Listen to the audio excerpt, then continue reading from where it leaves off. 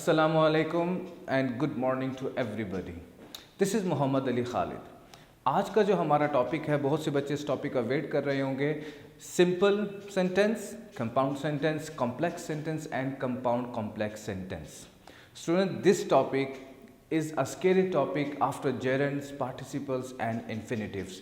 So अगर आप लोगों को ये टॉपिक अच्छे से समझना है तो इस वीडियो को आपने लास्ट तक देखना है और मैं आपको बहुत सिंपल एग्जांपल्स के साथ इस टॉपिक को एक्सप्लेन करने वाला हूँ.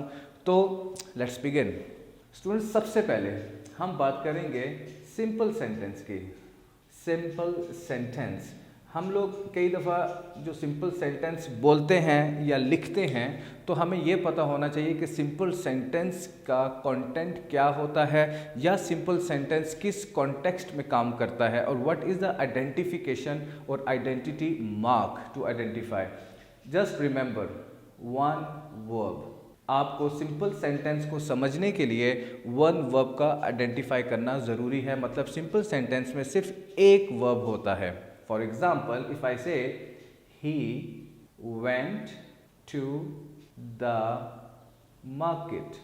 अब इसमें ये देखें, हमारे पास एक वर्ब है और आपको ये पता होगा कि सिंपल सेंटेंस या जो सेंटेंस है इसका स्ट्रक्चर क्या है. हमारे पास S plus V plus O. ठीक है.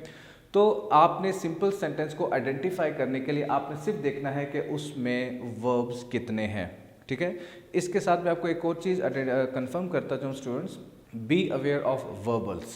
जो वर्बल्स होते हैं जिसको हम लोग कहते हैं जेरेंट्स या पार्टिसिपल, उससे ज़रा बी अवेयर दूर रहिएगा क्योंकि ये नाउन्स होते हैं. ठीक है. ये जो जेरेंट्स होते हैं आईएनजी फॉर्म के साथ हो गया या जो इन्फिनिटिव वर्ब्स होते हैं ये हमारे पास मेन वर्ब्स नहीं होते, जिसकी वजह से हम इसको मेन वर्ब का टाइटल नहीं दे सकते. तो इसलिए बी अवेयर. ठीक है. Because they work as an adjective, they work as an adverb, they work as a noun. ठीक है. So be aware. This is a simple sentence. We have to identify simple sentence by identifying the main verb. अभी हम चलेंगे एक पूरे table की तरफ जिसमें मैंने simple sentence, compound sentence, complex sentence and compound complex sentence का चार्ट बनाया है. Will move towards that chart, then I will be able to make you understand in a well manner. So let's begin. Students, आज का जो topic है students के लिए वो एक स्केरी टॉपिक होता है आफ्टर जेरेंट्स, पार्टिसिपल्स एंड इन्फिनिटिव्स. क्यों? क्योंकि बच्चों ने इस टॉपिक के हवाले से जो टिप्स याद की होती हैं वो एक बेसिक लेवल पे नहीं होती. वो बस एक स्किमिंग और एक सुनी सुनाई बातों में टिप्स याद कर लेते हैं और अब जिसको जब अप्लाई करना पड़ता है सेंटेंस के ऊपर एंड दे गेट फेल्ड. सो आज हम बात करेंगे सिंपल सेंटेंस की, कंपाउंड सेंटेंस की, कॉम्प्लेक्स सेंटेंस की एंड कंपाउंड कॉम्प्लेक्स सेंटेंसेस की. स्टूडेंट्स, मैं जो आज आपको टिप्स, जो ट्रिक्स बताने वाला हूँ वो आपको बेसिक से लेके एक अपर लेवल तक आपको समझ में आएगी. अगर आप एफएससी लेवल पे एग्ज़ाम्स दे रहे हैं, मैट्रिक लेवल पे एग्ज़ाम्स दे रहे हैं, यूनिवर्सिटी लेवल पे एग्ज़ाम्स हैं या वो किसी इंट्री टेस्ट पे लेवल पे एग्ज़ाम्स हैं, आपने इसी ट्रिक को फॉलो अप में रखना है. इसको समझने के लिए आपको वीडियो एंड तक देखनी पड़ेगी. So let's begin. स्टूडेंट्स, सबसे पहले हम बात करेंगे सिंपल सेंटेंस की. सिंपल सेंटेंस आप ये देख रहे होंगे कि मैंने ऊपर लिखा हुआ है one. It means simple sentence contains only one verb. Simple sentence के पास सिर्फ एक वर्ब होता है, एक एक्शन होता है, डूअर है और एक एक्शन है. अब आप एग्जांपल देखें. I went to the market. One verb. The dog ate the bone. The one verb. इसका मतलब ये है कि हमारे पास जो सेंटेंस का स्ट्रक्चर आता है वो S plus V plus O. ये हमारे पास एक सेंटेंस का स्ट्रक्चर है. Subject, verb and object. जिस सेंटेंस में एक वर्ब है वो हमारे पास एज अ सिंपल सेंटेंस कहलाता है. अब हम बात करेंगे कंपाउंड सेंटेंस की. ये थोड़ा सा कॉम्प्लिकेटेड नहीं है लेकिन थोड़ा सा ट्रिकी है. स्टूडेंट्स, कंपाउंड सेंटेंस को आप देखें कि मैंने यहाँ लिखा हुआ है 1+1. अब आप ये समझ गए होंगे कि मैं बात कर रहा हूँ कि इस सेंटेंस में दो वर्ब्स होती हैं. जब दो वर्ब्स होती हैं तो इसका मतलब ये है कि इसमें दो सिंपल सेंटेंसेस हैं. ठीक है. इसका मतलब है कि इसमें दो वर्ब्स हैं. क्लियर? अब ये दो सेंटेंसेस को हम आसान लफ्ज़ों में इंडिपेंडेंट क्लॉज भी कह सकते हैं. यस स्टूडेंट, जब हमने क्लॉजेस हमने पढ़े हैं तो उसमें हमने जिक्र किया था कि एक इंडिपेंडेंट क्लॉज होता है और एक डिपेंडेंट क्लॉज होता है। तो इसी तरीके से हमने कंपाउंड सेंटेंस को जानने के लिए उसमें हमेशा दो सिंपल सेंटेंस मतलब कि दो इंडिपेंडेंट क्लॉज होते हैं जो कि कोऑर्डिनेटिंग कंजंक्शन के साथ जुड़े होते हैं। यस स्टूडेंट्स, कोऑर्डिनेटिंग कंजंक्शंस कौन कौन से थे? F for, A for and, N for nor, B for but, O for or, Y for yet, S for so।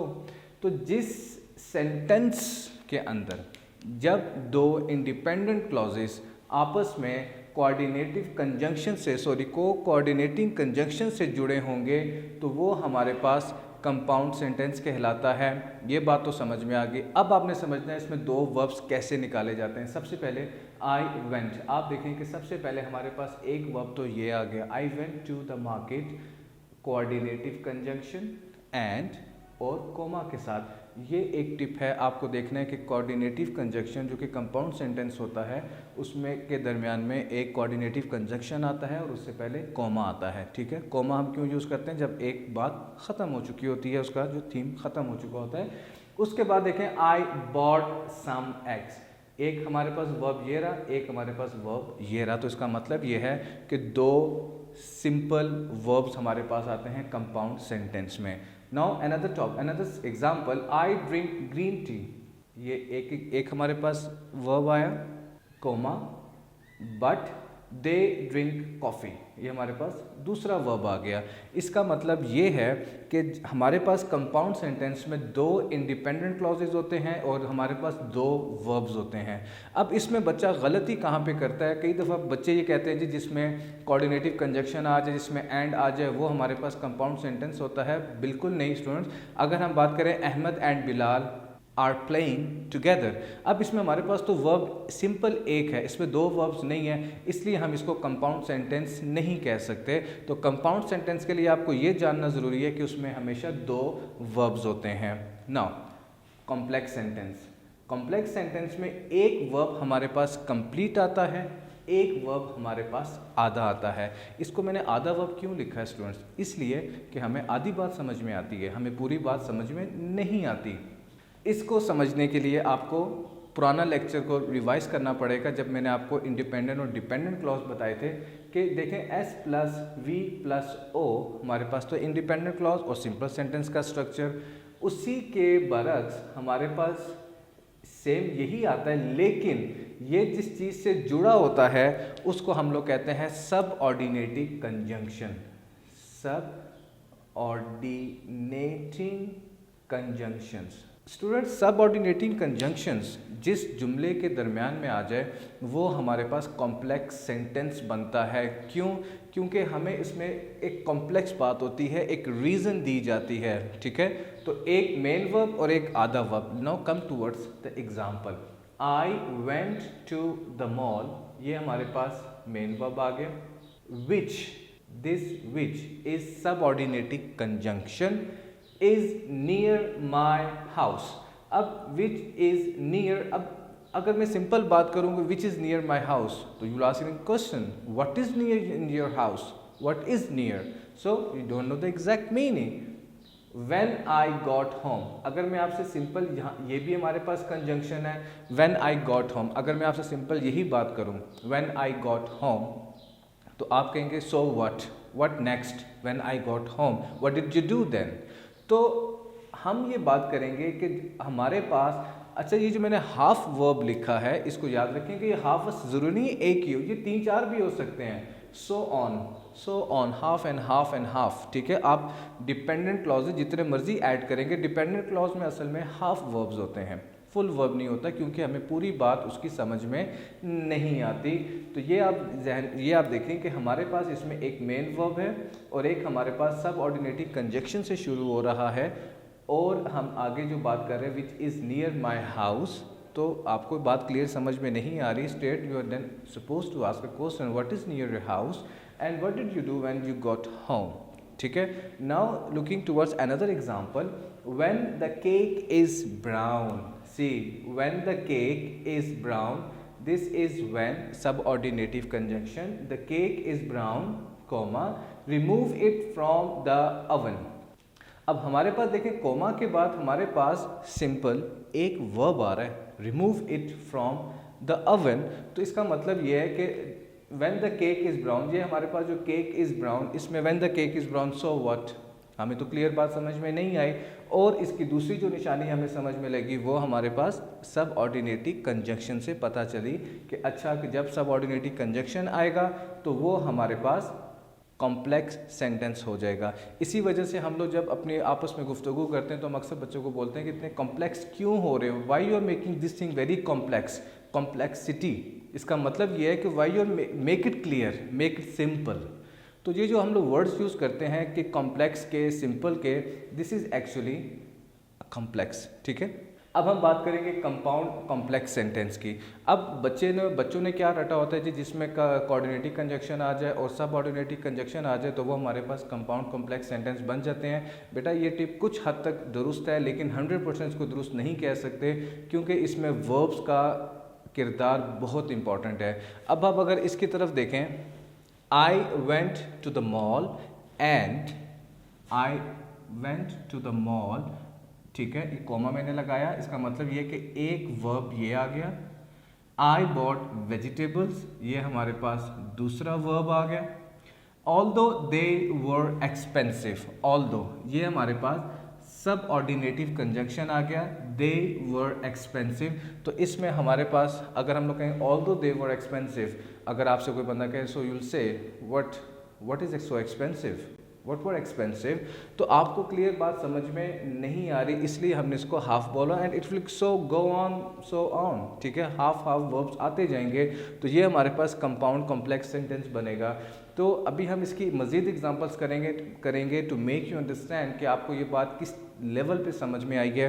सो इसको मैं आखिर में ये बात रिपीट करता जाऊँ कि आपने जो टिप्स याद की हुई हैं कि जिसमें कोऑर्डिनेटिव कंजंक्शन या सब ऑर्डिनेटिव कंजंक्शन आता है, तो कोऑर्डिनेटिंग वाला कंपाउंड होता है, सब ऑर्डिनेटिंग वाला कॉम्प्लेक्स होता है, that is somehow true but not 100%। Y?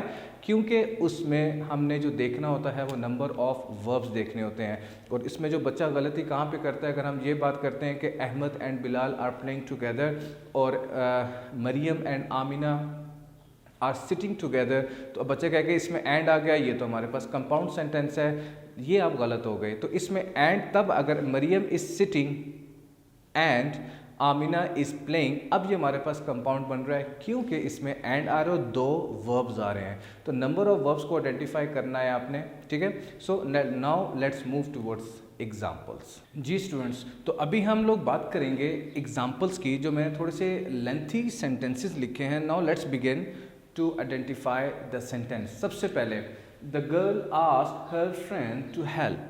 आपको ये याद रखना है कि हमने क्या देखना है, नंबर ऑफ वर्ड्स, ठीक है। तो सबसे पहले आप ये देखेंगे द गर्ल आस्क्ड, अब ये आस्क्ड एक वर्ब है हमारे पास, the girl subject, verb, her friend, to help. Can we say to help is a verb? No. जो वर्बल्स होते हैं, जो इन्फिनेटिव्स हैं, जेरेंट्स हैं, पार्टिसिपल्स हैं, वो वर्ब्स नहीं होते। तो ये आप अपने जहन में बिठा लीजिए। तो ये तो वर्ब हो नहीं सकता, तो ओनली वन वर्ब। तो we can say it is a simple sentence. If you have written simple sentence, then you are genius. So, the man took his charming wife out to dine and they had fun. So, happy family. The man took his, this subject verb, took ये हमारे पास एक verb आ गया, ठीक है। His charming wife out to dine, क्या हम to dine को एज अ मेन वर्ब ले सकते हैं? नो, मेन वर्ब नहीं हो सकते क्योंकि ये इन्फिनेटिव है। And they had fun, they had fun, हमारे पास ये दूसरा वर्ब आ गया। और इसमें जो हमने देखना है कि ये subordinative conjunction, sorry coordinative conjunction, FANBOYS वाला, इसमें एंड आ रहा है। तो अब हम देखते हैं कि क्या इन दोनों वर्ब्स का जो लेवल है, जो कि कनेक्शन है, बराबर है।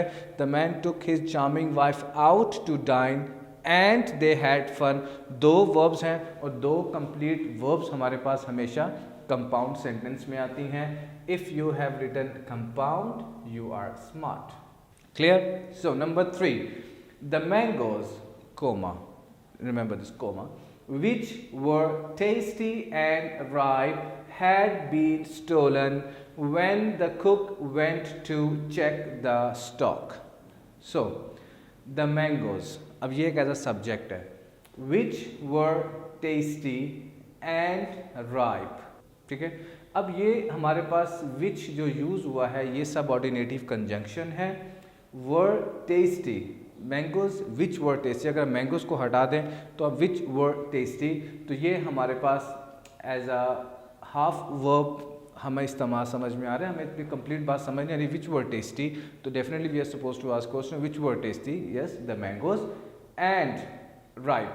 तो the mangoes which were tasty and ripe, ये हमारे पास एक सब ऑर्डिनेटिव क्लॉज, मतलब के एक सब ऑर्डिनेटिव कंजक्शन से शुरू हो रहा है। तो हैड बीन, अब ये हैड बीन जो है किसके साथ लगा हुआ है? मैंगोज के साथ, डेफिनेटली सब्जेक्ट के साथ ही वर्ब आ रहा है। Had been stolen, so you can see here stolen is the main verb, had been stolen when the cook went to check the stock. Again when is a subordinative conjunction, the cook went to check the stock. अगर हम simple बात करें when the cook went to check the stock, तो हमें बात समझ में नहीं आएगी। तो इसका मतलब है कि हमारे पास कितने वर्ब्स आ गए? ये हमारे पास हाफ वर्ब है, ठीक है। और हमारे पास इसमें देखा जाए the mangoes is a subject, so एक वर्ब हमारे पास कंप्लीट वर्ब है, ठीक है, एक कंप्लीट वर्ब आ गया। When the cook went to check the stock, तो इसमें एक हमारे पास कंप्लीट है, एक हमारे पास हाफ आ रहा है। तो इसका मतलब ये है, क्योंकि इसमें देखा जाए द कुक वेंट टू, ये भी हमारे पास हाफ वर्ब आ रहा है, दो हाफ वर्ब्स आ गए। टू चेक हमारे पास वर्ब नहीं हो सकता, ठीक है। तो इसका मतलब है कि हमारे पास 1 plus half and so on, जो आपको पॉलिसी मैंने बताई थी, इसका मतलब है कि ये हमारे पास कॉम्प्लेक्स सेंटेंस है। If you have written complex you are bravo. So, number 4, all the children were screaming and began to cry because they had cancelled swimming. अब इसमें all the children were screaming. अब इसमें screaming क्या हमारे पास main verb है? No, this is the name of an activity. ठीक है, ये एक एक्टिविटी का नाम है, वो शोर कर रहे थे, ठीक है। सो द चिल्ड्रन वर, ये हमारे पास कौन सा वर्ब है? ठीक है, ये हमें एक मेन वर्ब समझ में आ रहा है। एंड बिगिन टू क्राई, हम इसमें बार बार दे तो लिखेंगे नहीं, तो इसलिए यहाँ पे सब्जेक्ट अंडरस्टूड है। बिगिन भी हमारे पास वर्ब है, टू क्राई, हम टू क्राई को इन्फिनिटिव है, इसको हम मेन वर्ब नहीं ले सकते।